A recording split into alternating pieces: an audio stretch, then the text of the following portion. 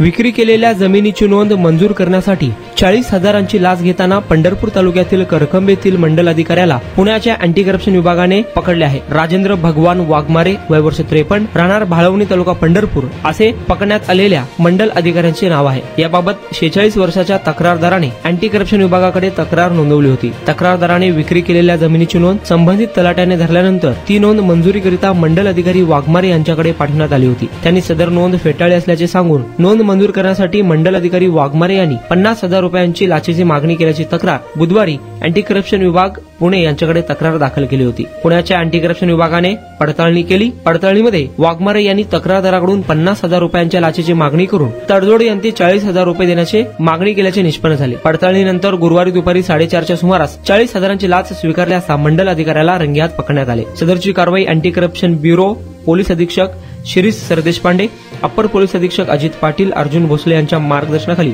पुण्याच्या लाचलुचपत प्रतिबंधक विभागाने केली आहे।